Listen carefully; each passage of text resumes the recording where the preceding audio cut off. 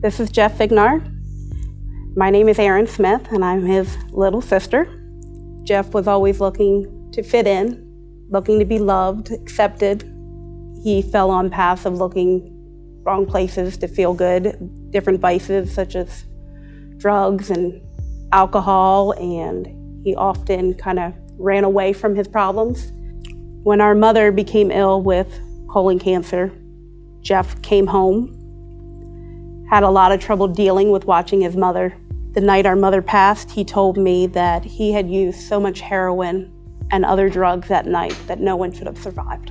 I said, I can't do this. I can't go through this again. I lost our mom. I'm not going to lose you. I'm not going to watch this, and I walked away. I didn't see him probably for about a year. He ended up in jail a few times, the longest one being, a 3-year stint, and then getting out, getting back into his old ways of drugs and alcohol and lying. He's a diabetic, and he became ill and his sugar dropped, and he ended up breaking his leg at work. After weeks of therapy, he was discharged, and on the way home, he was run off the road. Jeff is flown forward, hits the windshield. The passenger passes, and he suffers a traumatic brain injury. They warned his family, us, his girlfriend at the time, and his son, that he may not make it. And if he does, that he definitely will never walk, eat. He may not even know who we are when he wakes up. Weeks after being in the hospital, being on that ventilator, he opened his eyes and he reached for the hand of his family. You would think, ending up in the situation he is here today, that you would want to give up, but instead, Jeff decided this time he was going to change his ways, and he was going to figure out why he was here and what the purpose was. We decided we were going to try church. We lost our mother, and Patrick was my neighbor at the time, and he helped me survive the passing of my mother. And I said, well, let's give it a try.